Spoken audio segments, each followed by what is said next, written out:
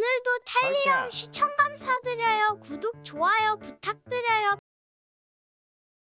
안녕하세요, 찰리브라입니다. 오늘도 전반적인 크립토 시장에 관해서 이제 말씀을 드릴 건데, FOMC 의사록에서 금리에 관해서 발표하는 게 하나 있어요. 그거를 근거로 해서 하반기 장세가 과연 어떻게 될지 우리가 예측을 할 수가 있고, 또 요즘에 이제 이 가상자산 시장에 트러블, 어떻게 보면 트러블 메이커죠. 사실 트러블 메이커라고 봐야죠.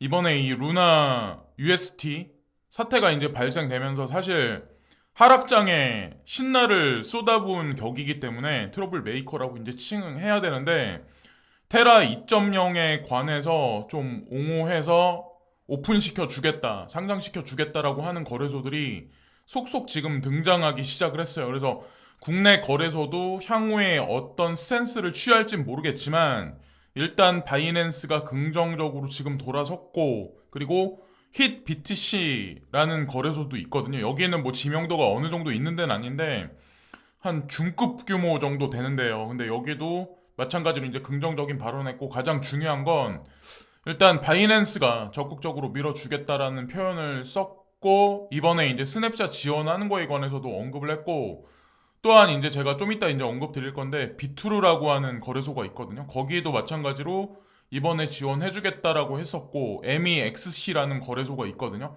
거기에도 마찬가지로 이번에 테라 2.0에 관해서 좀 테라 재단을 살리기 위해서 도와줄 거라는 발언을 했어요. 그래서 여러 가지 지금 지원을 해주려고 지금 하고 있는데, 어쨌건 지금 루나를 가지고 계신 분들 같은 경우는 좀 끝까지 한번 지켜보시는 게 제가 보기엔 지금 손절하고 나가시는 것보다 좋은 방법이지 않을까라는 생각을 합니다. 자, 이거 지나가는 김에 언급 드리는 거고, 이번에 다보스 세계 경제 포럼이 이번에 끝났는지 날짜는 제가 모르겠는데 그 중간에 아마 이게 나왔어요. 근데 이게 가상자산에 투자하는 사람들한테는 되게 중요한 어떤 시뮬레이션인 것 같아요. 근데 이번에 다보스 2022년에 디파이에 대한 계획에 대해 표현한 모두 두려움을 확인시켜 줍니다. 이번에 테라 루나 사태가 발생되면서 좀 거품이다, 거품론이다, 스테이블 코인 전부 다 사라질 거다, 그리고 99%의 코인은 사라질 거다라는 얘기가 막 시장에 있고,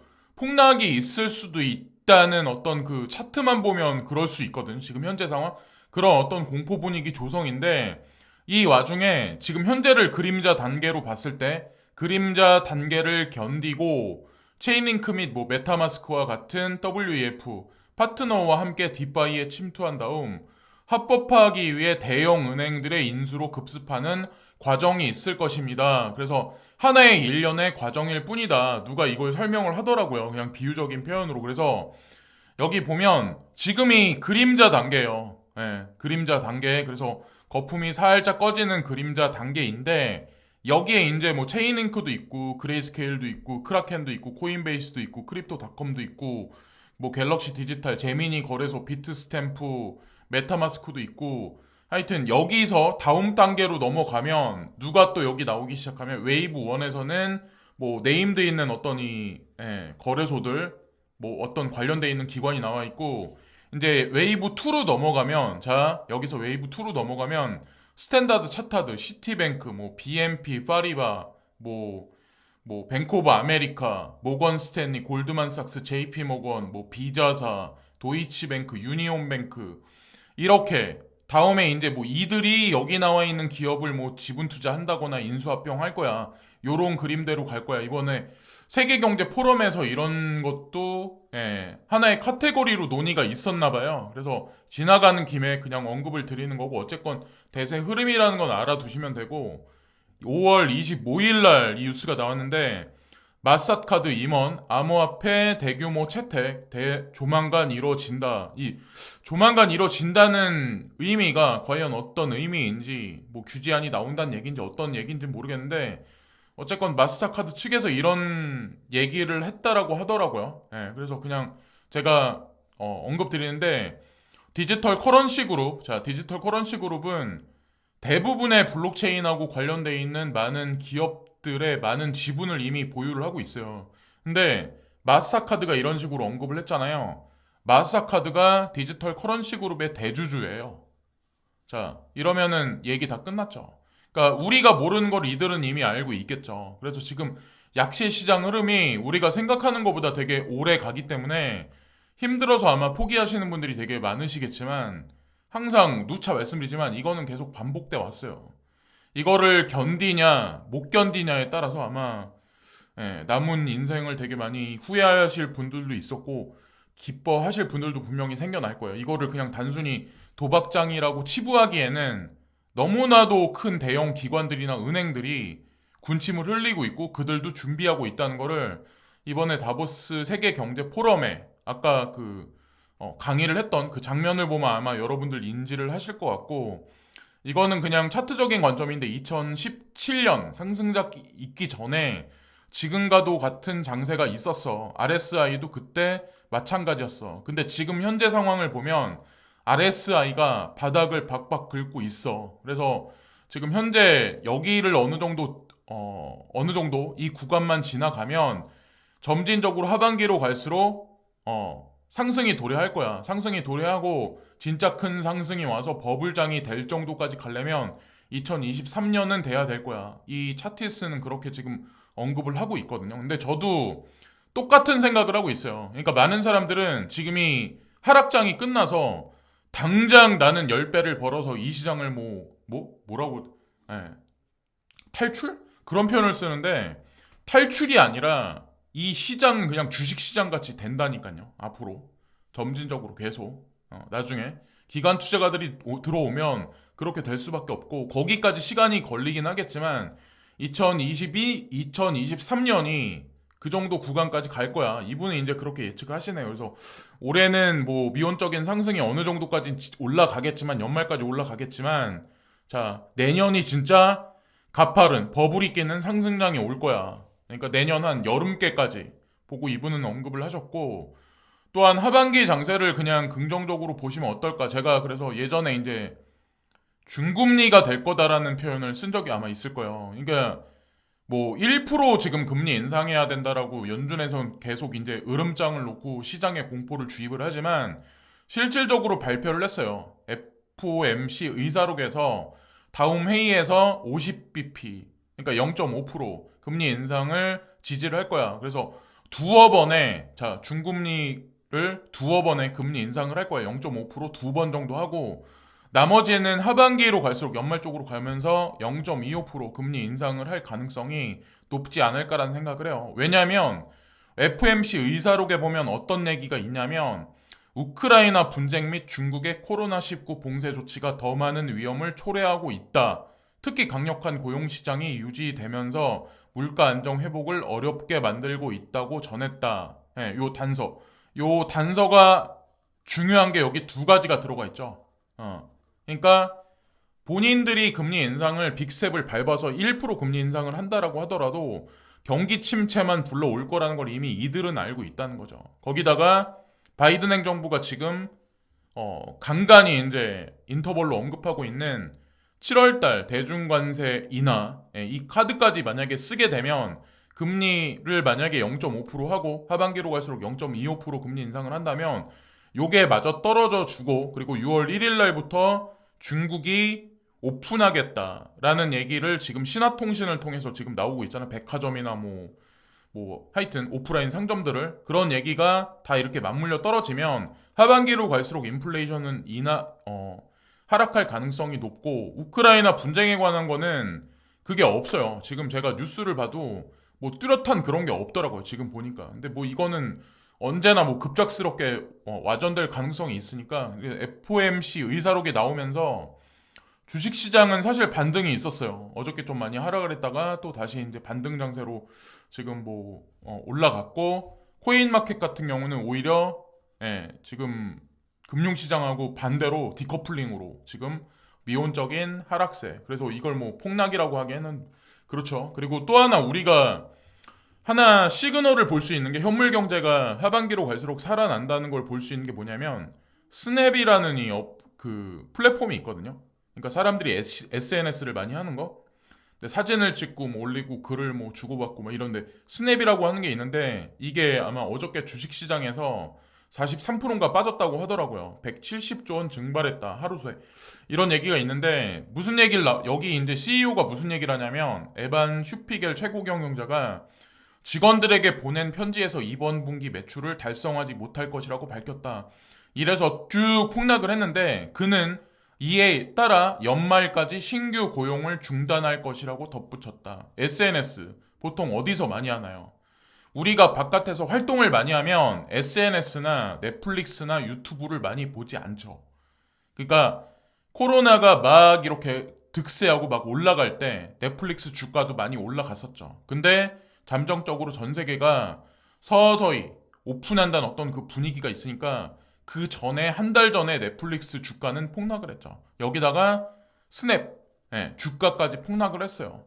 그래서 겨울께 사람들이 집에 머물러 있는 시간 정도가 돼야 신규 고용을 할 거야. 이것도 하나의 저는 시그널이라고 생각을 하거든요. 그리고 이거는 직접적으로 관련이 없지만 이제 관심 둬서 나쁠 건 없거든요.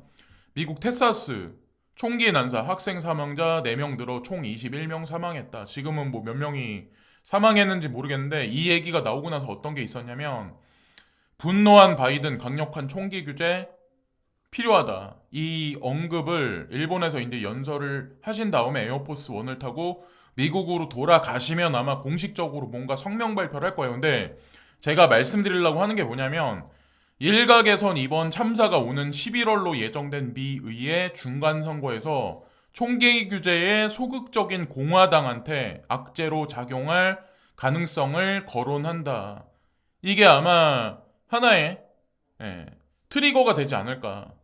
바이든 행정부의 뭐 당선에 관해서. 근데 중간에 어떤 게 있냐면 여기 이제 이런 게 있어요. 그러니까 제가 생각하는 둠스데이. 그러니까 대중한테 자유를 뺏어가는 게 사실은 총기 규제가 완전히 이루어지면 그렇게 된다라고 전 그 예전에 아마 유튜브 영상에서 언급을 들었을 거예요. 그리고 전 세계가 자유주의에서 사회주의 쪽으로 서서히 지금 전체 판세가 지금 바뀌어가고 있다라는 어떤 그 느낌을 저는 되게 오래전부터 가졌었어요. 근데 이게 확실한 시그널인 게 뭐냐면 이번에 이 총기 사건 때문에 자 바이든 정부에서 이걸 꺼냈어. 근데 만약에 이분이 중간 선거에서 당선이 되면 더 강행할 수가 있겠죠. 근데 왜 그러냐면 전통적으로 진보 성향의 민주당은 총기 규제에 찬성해온 반면 보수 성향의 공화당은 강력히 반대하는 입장이다.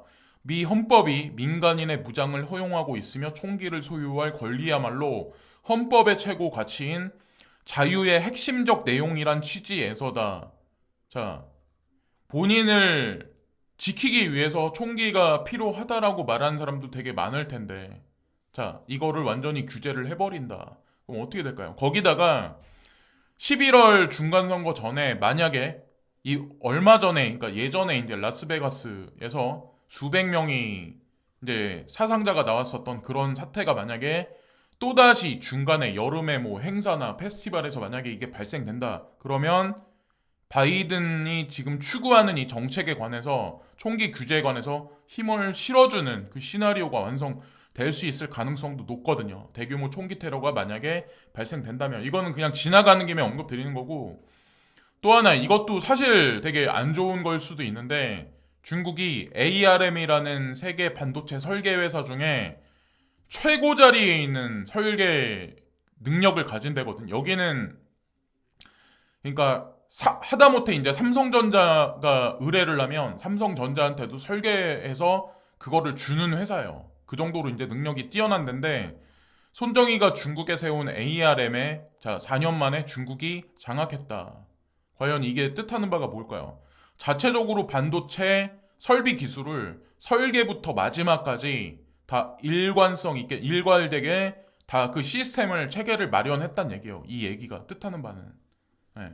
그래서 어쨌건 이것도 그냥 지나가는 김에 이제 언급을 드리는 거고 제가 이제 우리 대중들이 자유주의를 좋아하는 대중들이 원하지 않는 방향으로 가는 것 같다라고 제가 언급 드렸던 이유가 여기 보시면 루브라가 달러 대비해서 36% 상승했어요. 그리고 추후 만약에 대만 분쟁이 발생해서 스위프트 제재가 들어간다라고 하더라도 위에나가 또다시 폭등할 가능성이 높지 않을까. 제가 이제 시나리오를 하나 언급을 드렸잖아요. 그럼 향후에 달러의 미래는 과연 어떻게 될까요? 전 세계에서. 달러를 지지하는 국가들은 얼마나 더 많이 늘어날까요? 근데 더 아이러니한 건 뭐냐면 미국은 지금 내수 시장 쪽으로 전향하고 있어요. 달러를 기존에 찍어서 달러만 찍어서 그냥 계속 살아왔는데 지금 향후에는 내수 시장을 개발한다. 그럼 달러 수출을 줄어들기 시작을 하겠죠. 달러의 영향력을 줄어들기 시작하겠죠. 그리고 또 하나 이제 오늘 오전에 나온 얘기인데 러시아가 이제 국제 결제에 있어서 루블 지불을 요구하고 있어요. 지금 현재. 네, 오늘 오전에 또 나온 얘기거든요. 그래서 다른 나라들도 달러로 결제하는 게 아니라 루블화를 만약에 러시아한테 지급 결제해서 기축으로 준다. 이러면 달러의 위상이 흠집이 갈 수 있는 거죠. 네, 시간이 가면 갈수록 지금 그렇게 돼 있고 2018년 8월 달에 제가 이거는 뭐 2018년 8월 달이라고 여기 3년 전이라고 나와 있는데 클릭을 해보시면 2018년 8월 달에 만든 영상이라는 거 알 수 있어요. 제가 이때 전 세계 장기 가뭄에 들어갈 거야. 향후 7년 동안. 근데 뭐 늦어지긴 했지만 어쨌건 가뭄인 건 맞고 그리고 암호화폐 방향성, 통화 리셋은 지금 진행되고 있는 게 맞고 사실은 2030년까지 큰 프레임으로 보면 달러 기반에 있었던 뭐 전통적인 원커런시 시스템, 기축통화 시스템에서 많은 어떤 패러다임의 변화가 지금 현재 일어나고 있고 왜 그들이 달러를 버렸나 하여튼 뭐 요런 얘기들 제가 예측한 거대로 지금 가고 있을 거야 아마 앞으로도 쭉 지켜보세요. 그리고 루나도 마찬가지로 아까 제가 초반에 언급드렸다시피 루나 V2 거래를 시작하는 최초의 거래소가 됐다. 그래서 테라머니에 대한 역사적 지원을 계속할 거다. 그래서 비트루도 지원할 거다.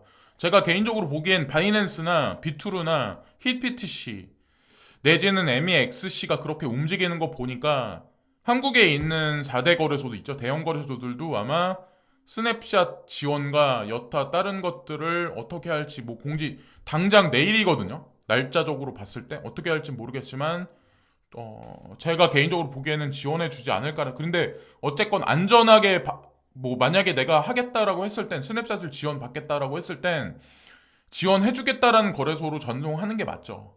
근데 일단 업비트는 뭐 스냅샷을 지원하겠다라고 공지했던 걸로 알고 있거든요. 예, 그래서 기다려 보시면 될 것 같고 그리고 2021년 5월 16일 플래시백 그러니까 예전에 뭐 여기 60미닛이라는 어떤 그런 TV 프로가 있는데 CBS에서 단순히 시스템에 돈을 쏟아부었다고 해야 옳습니까? 제롬 파월 연준 의장 네 우리는 했습니다. 그것은 그것에 대해 생각하는 또 다른 방법이시다. 우리는 했다. 어디서 왔습니까? 그냥 출력했습니까? 그냥 인쇄합니다. 프린팅합니다.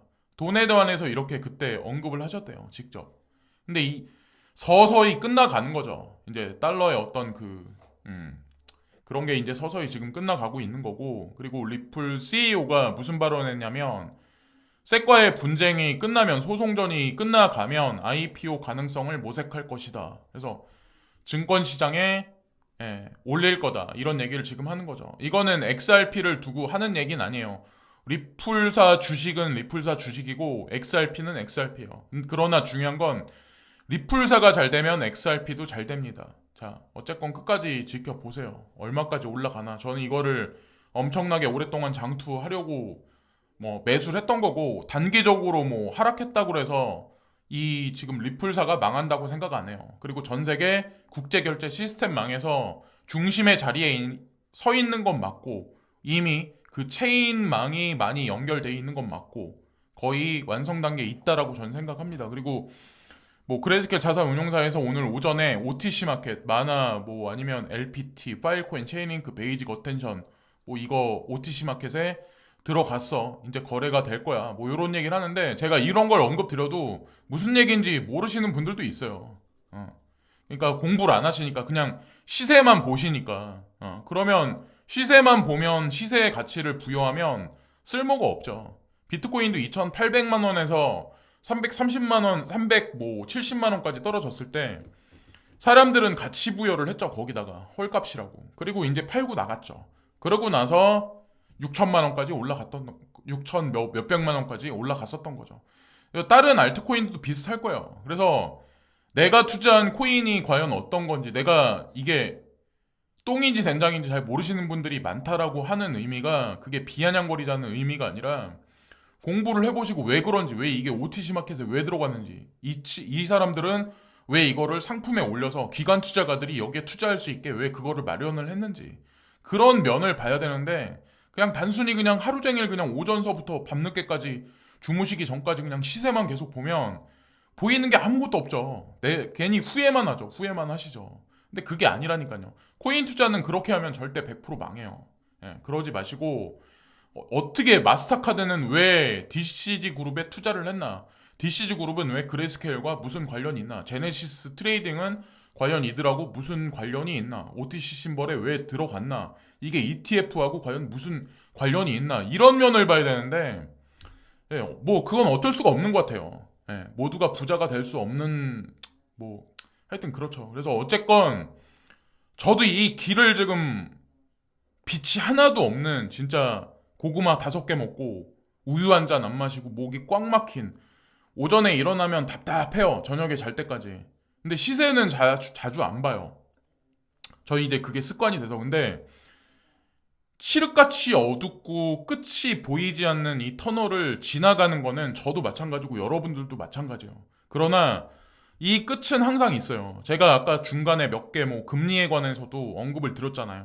그래서 그것에 관해서 너무 막 부정적이게 보지 마시고 끝에 터널이 나와서 빛이 어느 정도 들어올 구간까지 그렇게 오래 걸리진 않을 거예요. 어떤 사람들은 뭐 지금서부터 뭐 몇 년간의 하락장이다. 2024년은 돼야 뭐 엄청나게 상승한다라고 얘기하는데 그렇게 생각하면 지금 뭐하러 투자라고 뭐하러 견디고 매일매일 뉴스를 뭐하러 봐요. 그럴 필요가 없지. 그렇게까지 오래 안 걸려요. 네. 자, 여기까지 오늘 영상을 설명드렸고, 자, 오늘도 시청해주신 많은 분들께 고개 숙여 감사를 드리고요. 터널의 끝은 분명히 나올 거예요. 그리고 얼마 남지 않았다는 생각을 저는 이제 합니다. 네, 항상 긍정적. 그래서 뭐 그 얼마라는 게 일주일이라고 생각하는 사람도 있겠지만 일주일은 아니에요. 네, 일단 중요한 거는 뭐 6월달 중순은 지나야 어느 정도 기조가 나올 거고 서서히 서서히 아마 좋아지지 않을까라는 생각을 합니다. 자, 지금까지 찰리브라운이었고 오늘도 시청해주신 많은 분들께 고개 숙여 감사드립니다. 오늘 하루도 화이팅하는 하루 되시고 항상 감사드려요. 항상 끝까지 건강하시고 2% 안에 다 같이 들어가자고요. 오늘도 감사합니다. 오늘도 찰리형 시청 감사드려요. 구독, 좋아요 부탁드려요.